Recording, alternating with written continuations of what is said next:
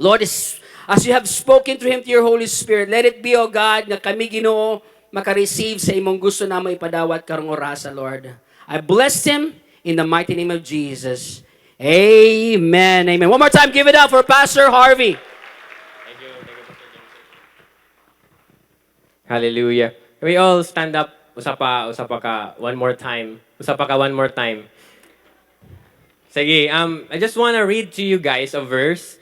Can we go to Ephesians 2:8? Let's read Ephesians 2:8. So, let me just read it for you guys. For by grace, can you say this with me? For by grace, you have been saved. So through faith, and that not of yourselves, it is the gift of God. For we are His workmanship. Can you say this with me? Workmanship. So created in Christ Jesus for good works, which God prepared beforehand that we should walk in them. Father, anoint me as I speak tonight, Lord God. I pray for anointed ears that would listen, Lord God. I pray for a now word, Father God. Anyone here who's in pain, who needs healing, Father God, I pray and I declare that as I am speaking, Lord God, comfort would come upon your people tonight. And Father, I pray and I thank you, Lord God, that the move of Jesus is not limited to our situations. You are the unlimited God. And I pray that you speak over your people tonight. Bless them. Holy Spirit, minister to them. Minister to me tonight. In the name of Jesus we pray. Amen. You may now be seated. Thank you so much, guys, for standing with me. I just want to acknowledge, of course, first, my wife, Joy, gikuan nag-acknowledge na. Can you stand up, love? Pwede ka mutindog. So, she is my one and only wife. And then my mom and dad, Pastor Ram, Pastor Janine, over here. I have the privilege of having them as my parents and of course, as having them as my pastors. Grabe kayo kung pinalangga sa Ginoo. Nga akong pastor, akong mga parents. So, and of course, I also would like to acknowledge Pastor Hurley and Pastor Nelly. Thank you so much. And Pastor Judith, Pastor Joel, thank you so much sa inyo for entrusting me with this. I do not take this lightly. Kali ganina, ikulba na ko. So, sige na ako balik-balik dito sa CR kaya nagsige pangihi. So, anyways, but, yeah, so are you guys thankful that you have leaders who refuse to settle? Nag-agi pa lang mo legacy nga conference. That means that you have leaders who are not just after positions or after what is now, but they're already looking up ahead. Kamo nga naay mga anak, that means na ay labot inyong pastor sa inyong future. Are you not happy that you are part of a healthy, growing church? Can you say this with me? If paggawas ninyo unya, you thank your pastors for saying yes to God. I am a product of their yes. So I have been impacted by their yes. Kung wala sila, imagine mo, wala sila mag-yes sa Ginoo, no? Mana si pastor ba, one day nga, di lang sa akong church. Hala, asa si pastor ba? Kung sa kaya na? And we are so blessed. We are part of healthy leaders. We are under healthy leaders who pursue growth, not just positions, who are after what's next, what God has called them to the future. Amen? So, yun. Let me get started. Can we go to Ephesians 2, verse 7? I just want to read this to you guys. Ephesians 2, verse 7. So God can point to us in the New Living Translation. Let me just read it to you guys. Ephesians 2, verse 7. So God can point to us. Can you say this with me? Point. God can point to us in all future ages as examples of the incredible wealth of His grace and kindness towards us, as shown in all He has done for us who are united with Christ Jesus. That's Ephesians 2, verse 7, the New Living Translation. The first part says, so God can point to us in all future ages as examples. Nakakuha naman na nga, when you're young, you are given examples. Diba? Uy, sunda na sa imong kuya ko, ano? You follow the example of your kuya so-and-so because nag-engineer na siya, nag-abogado na siya, inana. In this particular verse, God will point to us as examples of the incredible wealth of His grace and kindness towards us. Basically, I want to tell you this. You are God's trophy. You are God's trophy. Can you say this with me? You are God's trophy. Now, let me explain that. Guys, see Harvey, I think this is Harvey, but parehas nickname. So, in future ages, God will point to someone like Harvey. Mana siya, sige daw be, Lord, tagaay may example kung faithful ba jud ka sa mga tao nga imong gihigugma. If you would give them blessings, if you would prosper them, if you would anoint them, man, tarang kinabuhi ni Harvey. Tarang kinabuhi ni Pastor Ram. Tarang kinabuhi ni Pastor Joel. And God is giving each and every one of us that same invitation. Because I want to tell you this, it's not a question of will God use you, but will you let God use you?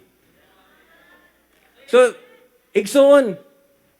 Let me kayo mag-Bisaya because we're from Visayas naman with me. But the question is this, it's not if God will use you, but will you let Him use you? Because God is looking for people He will use. God is looking for people He will use. Isaiah 6:8. I heard the voice of the Lord saying, whom shall I send? And who will go for us? And I said, Lord, here am I. Send me. God is looking for people to use. And I shared this earlier to the dance team. Were you blessed with the worship kanina? It was so good. I was sending videos to our team. Grabe man ni sila. So much talent, so much skill, so much anointing. But pertaining to us being used by God, dili ba mo thankful nga si Lord dili mag-hold og auditions every time mangita siya gamitonon nga tao?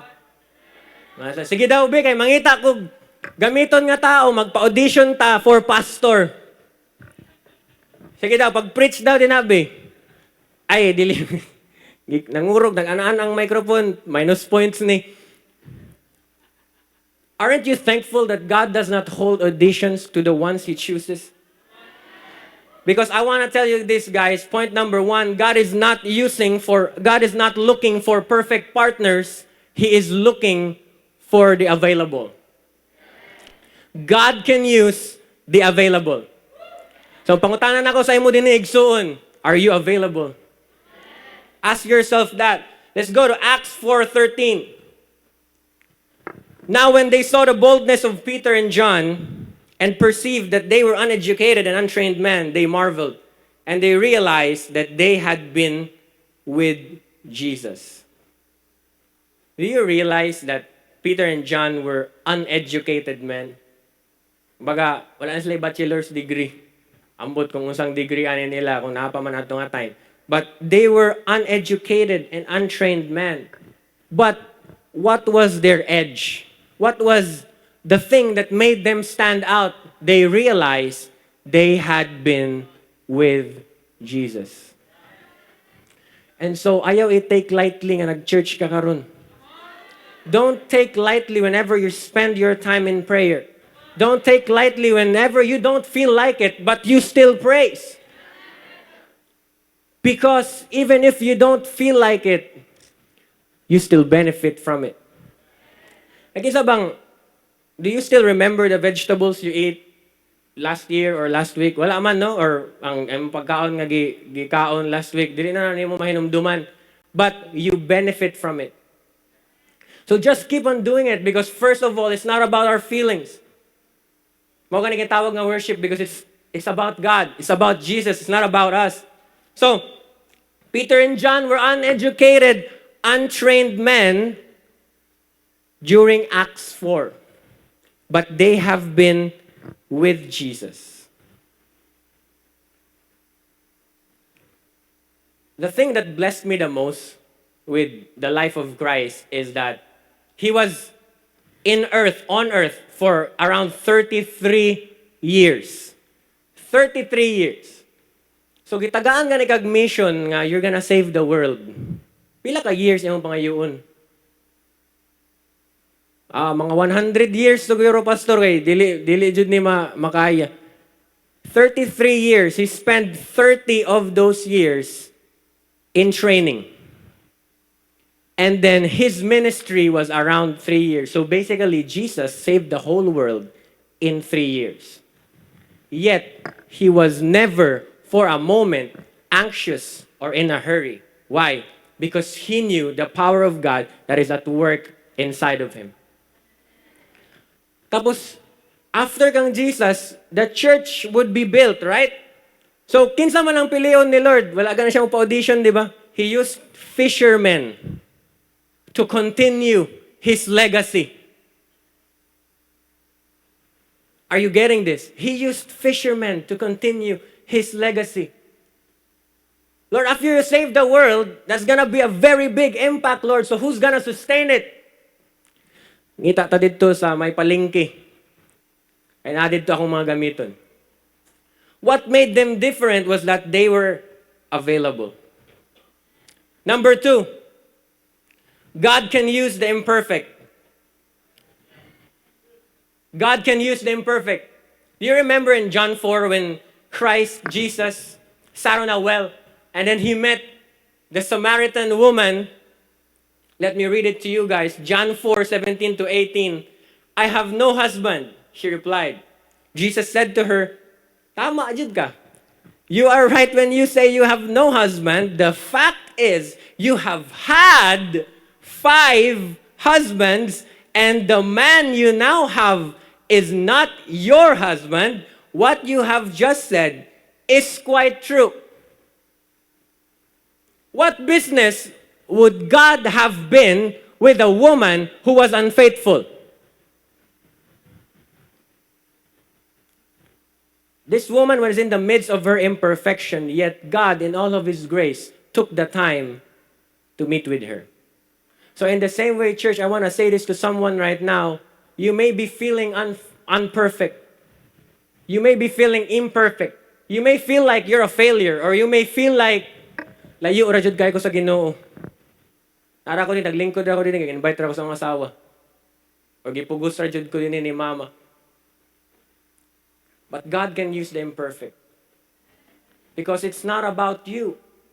It's about the power that is working through you.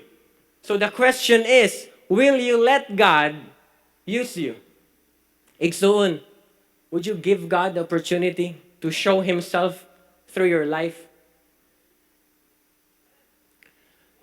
John 4:39. So after that encounter, Jesus, kabalo si Jesus sa salaan nga babae, no?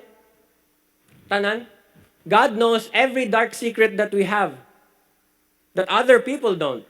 Yet, He loves us the most. Kabalo si Lord tanan. Pero, among everyone, He loves us the most. So after this encounter, Jesus reveals to her that He is the Messiah. Kaya kaniya, I, the one talking to you, I'm He. I am the Messiah, woman. So what this woman did was that she went to her town and then nag-evangelize siya dito, if you will, and she said, come, see a man who told me everything I ever did. So verse 39, many of the Samaritans from that town believed in him because of the woman's testimony.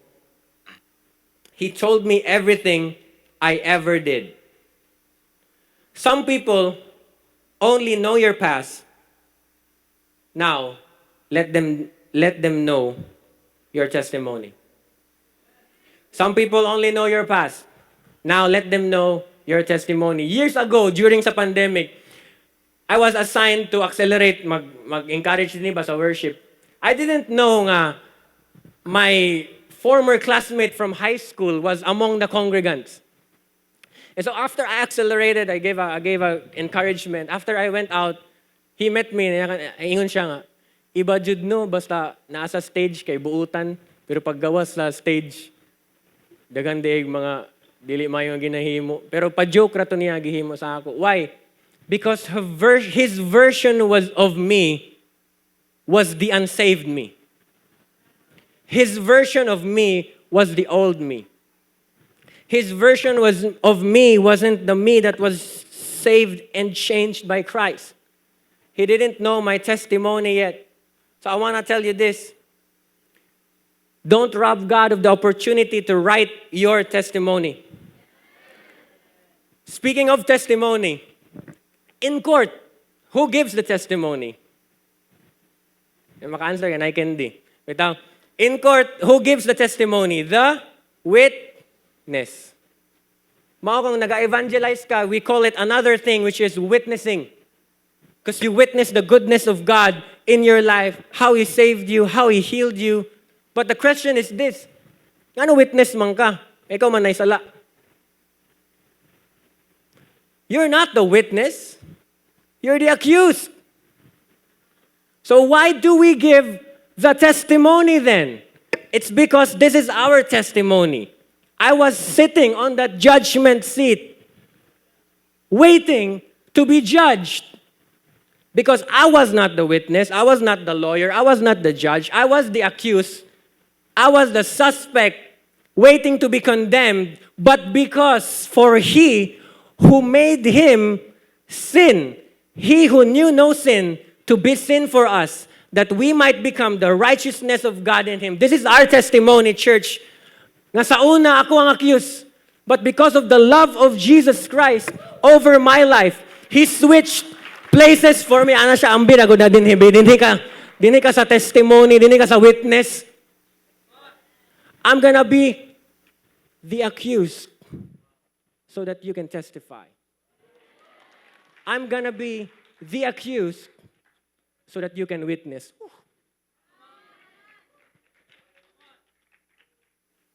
And that's because of the unconditional love that Jesus has poured out for us.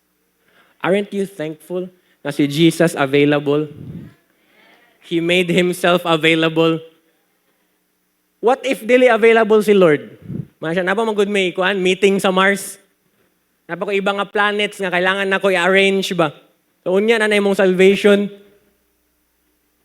But He made Himself available for each and every one of us.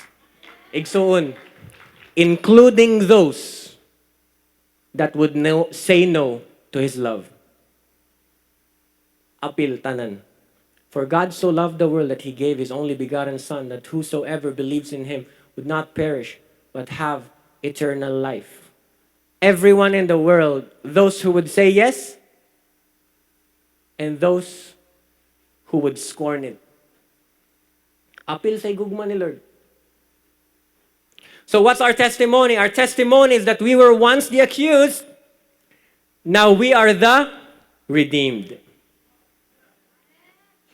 We are the redeemed. Can I hear the shout, the clap of the redeemed people here in the house tonight?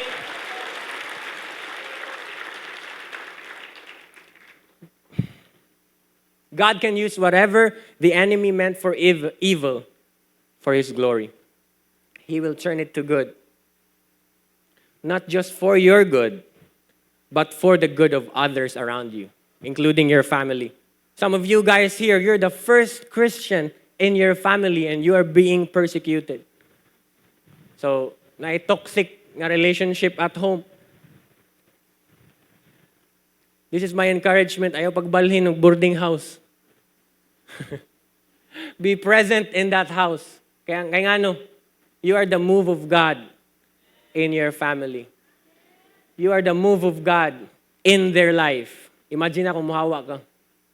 So instead of giving up, I encourage you to rise up, church. Point number 3.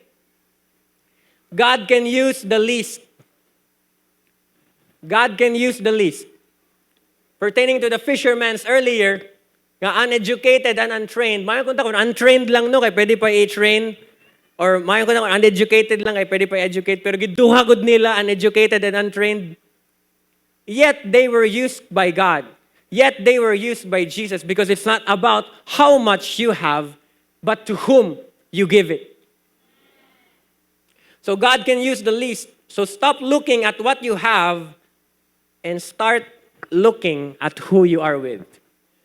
So may mga excuses ninyo. I want to say this about excuses. Excuses is basically this sentence. Exclusion from use. Excuse.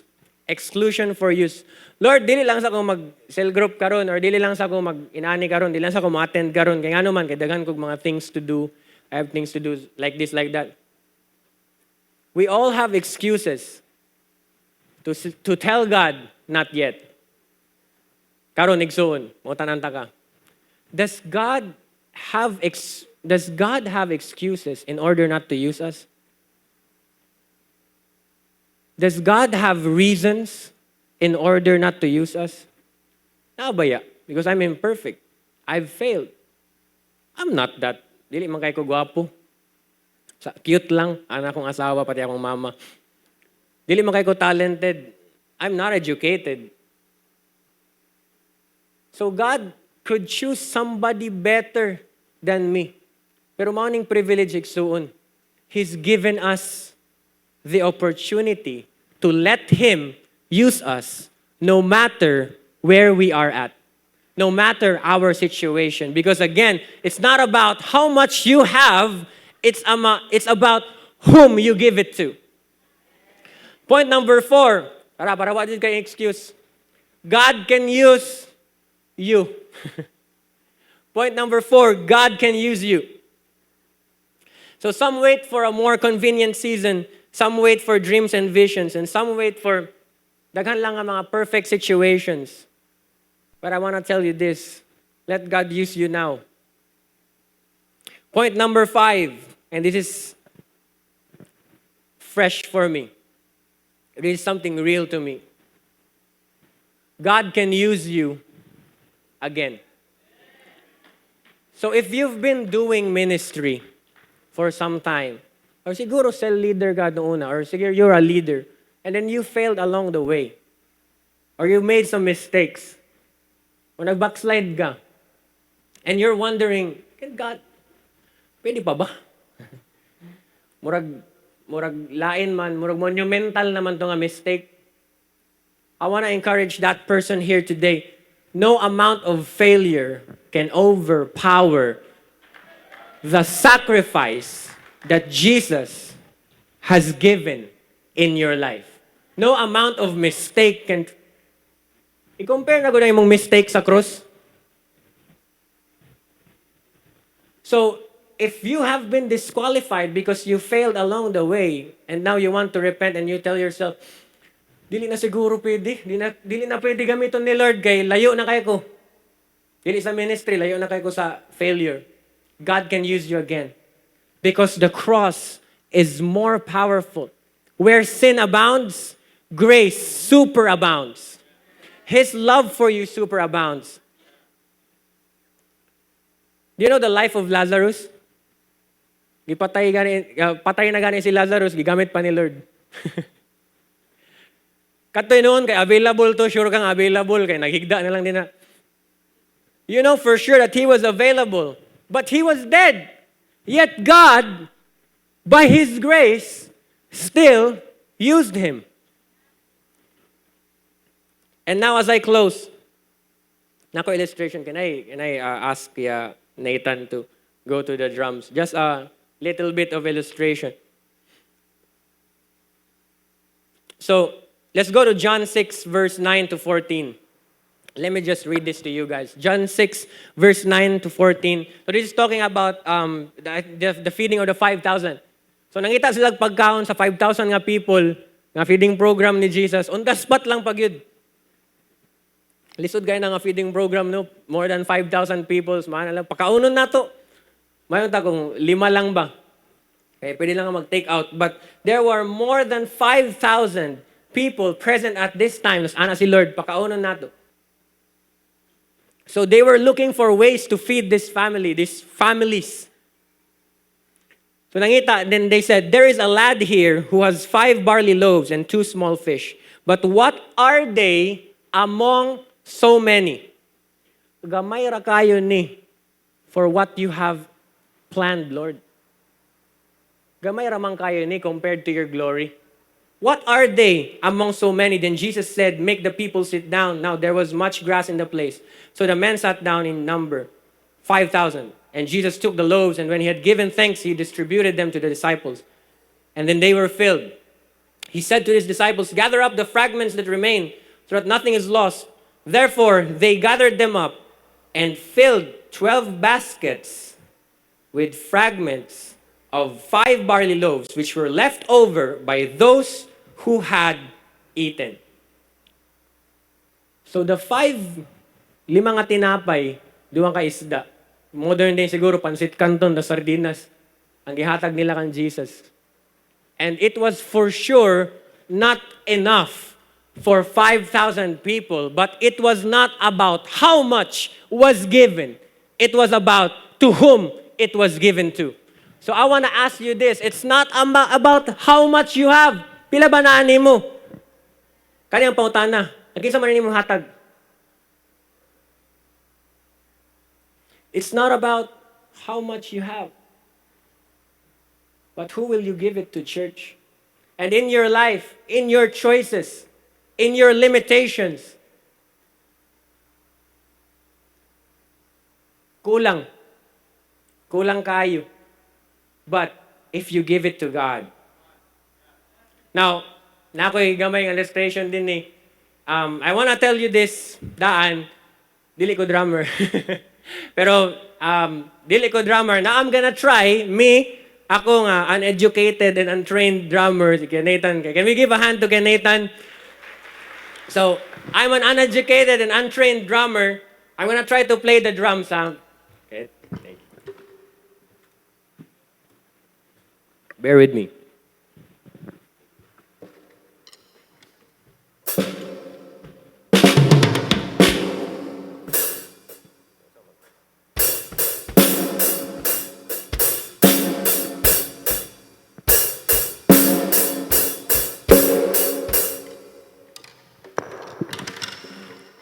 Undang na ako kay nakasamok ra ko sa inyo. Thank you, Kuya Nathan. Nakita mo ito? An uneducated, untrained person who was not skilled at something tried to use the drums. Nagunsa to si Harvey, Pastor Harvey. Mag nakasamok raman to siya dito sa sounds, nag-usik-usik lang siya sa sounds. Now, compare me to Kuya Nathan, who's trained and skilled, who has let God use him all these years to play the drums. Sige na, Kuya Nathan, can you do something for us?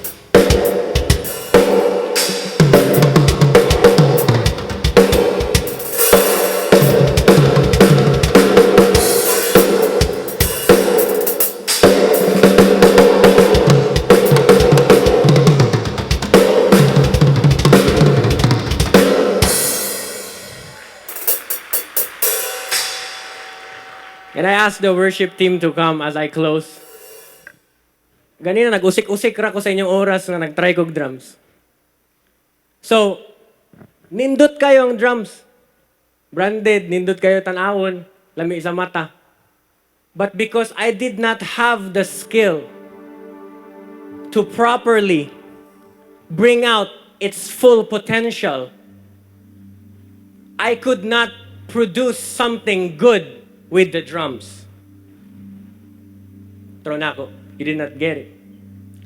Because my skill, because my hands weren't good enough to play the drums, I was not able to play it well.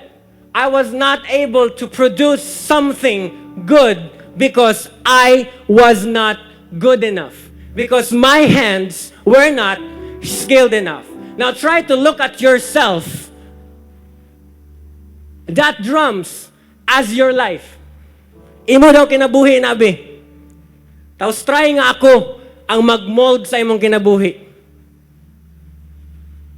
I will not be able to bring out your full potential because I was not skilled enough.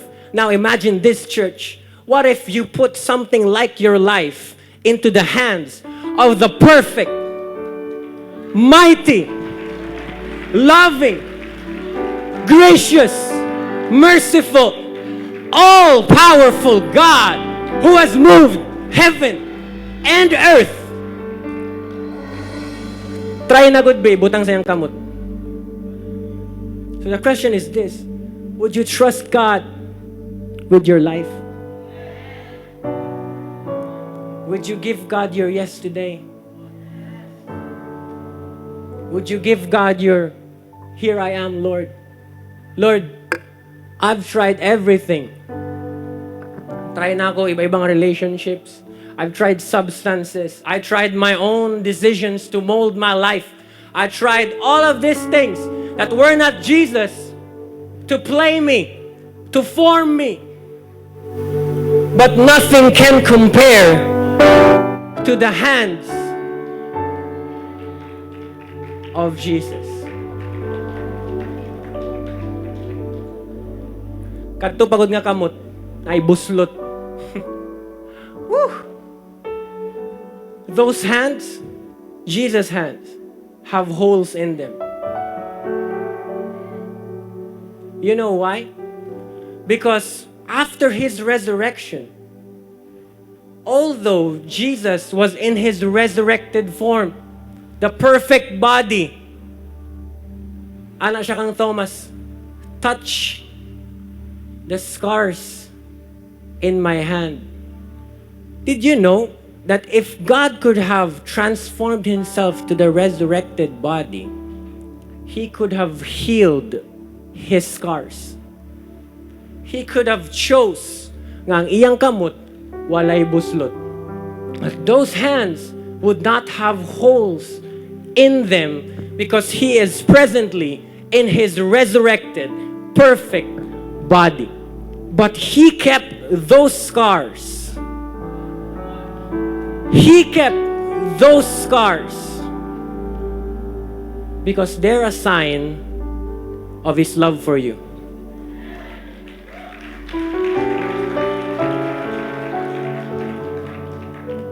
Is anyone here proud of their scars? Yet God, ano siya ng Thomas, touch my hands and see. Touch the wounds on my hands and see. That was His trophy, church. He chose to keep those scars. He kept those scars because they're a sign of His unconditional love for you. So just remember this. The hands that are reaching out to you today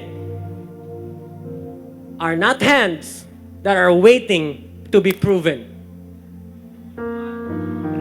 The hands that is being offered to you today, God is reaching out His hand to you today, and those hands are not waiting to be proven because those hands carry scars in His hands, carry scars, holes in them that prove His love, His unconditional grace in your life, that no matter how muddy, no matter how sinful, no matter how imperfect or where you have failed in your life, the love of God trumps them all.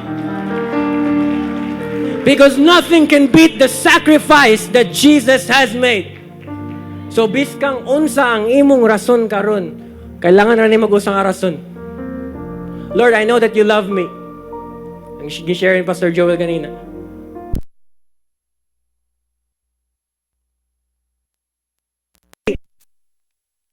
To the throne of grace that I might be restored. Ang invitation sa imo sa Ginoo is the throne, dili prisuhan. So you're not waiting to be judged. You're waiting to be positioned. Ooh. Woo! Wala pa ko na sa akong notes. Hallelujah. You're not waiting to be judged. He's waiting to restore you to your position. Philippians 2:9. For He has given him the name that is above every name. That at the name of Jesus, every knee should bow. On earth, on heaven, and under the earth.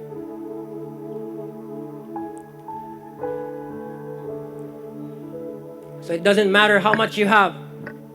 What matters is, kang kinsa man ni mo ihatag bi. Who will you give it to? Whose hands are they invested to?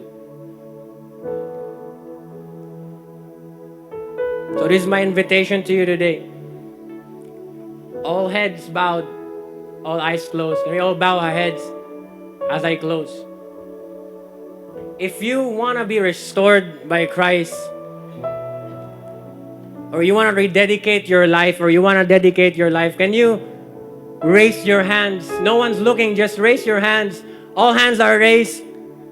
Dili ka nagusahan ra. Daghan kayo mga nagalsag kamot.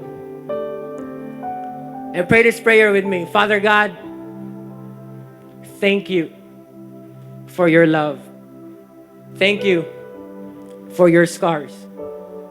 Father God, I thank you that you gave your everything, your best to me, Lord God. So I give you my life. I live it to honor you today and for the rest of my life. I am grateful, God. In Jesus' name I pray. Amen. And I'm done. And I pray that you were blessed with the word today. Were you blessed with the word today? I was blessed with the word today. Ako nag-preach. And we give God the glory one more time. Hallelujah. Hallelujah. As I call on Pastor Joel.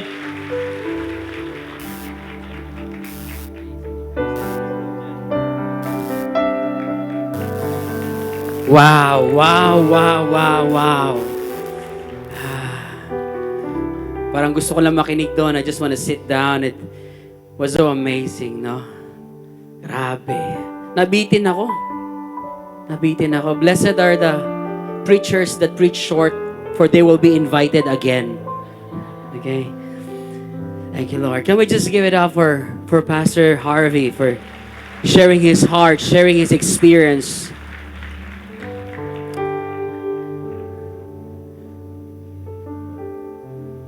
I want to add a little bit on the point na ikatulo na ika-unom. God's invitation to use you is without expiration date. Kasi kakakala ng iba, Pastor, bata pa man siya, kaya pa siya gamiton sa Ginoo. Ako medyo tiguang na dili na. No, actually, mas gamiton sa Ginoo ang mga hamtong. Kay mas daghan na mong experience. Mas tagahaan pa mo sa Ginoo daghang responsibility. But my point is this. God is no respecter of person or age.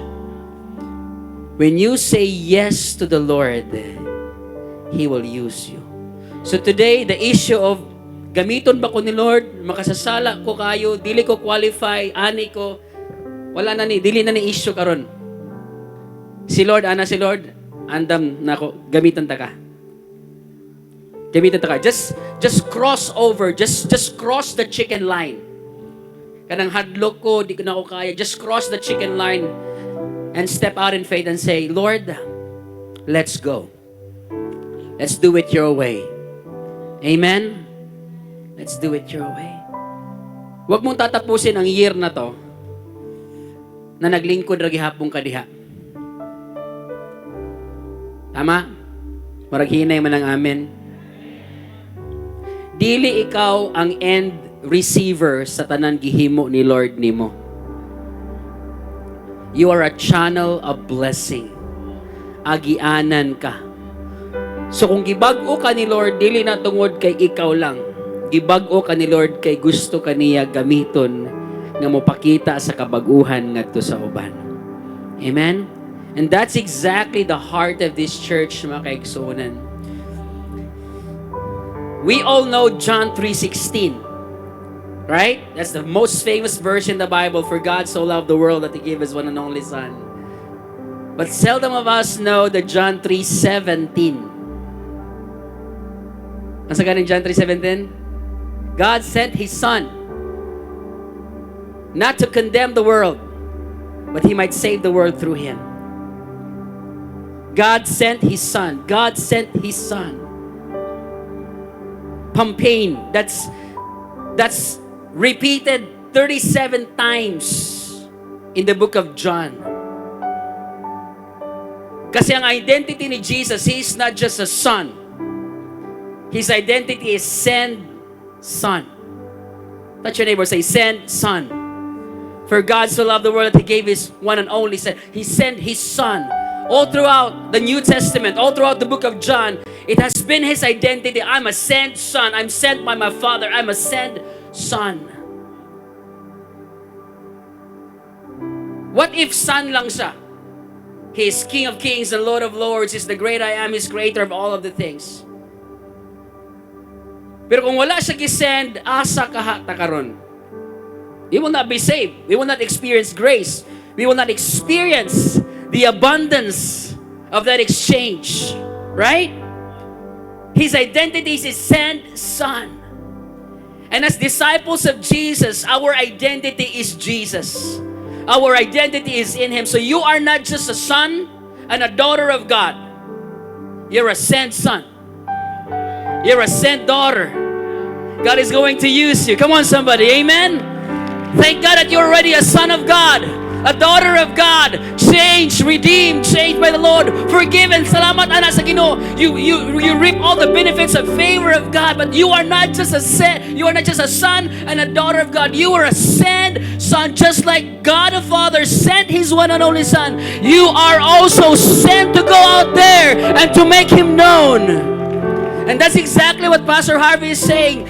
God can use you. Touch your neighbor and say, God can use you. God is sending you now. The reason why you are staying in that family, the reason why you are in that community, the reason why you are in that school, in that company, because God has strategically positioned you, sending you.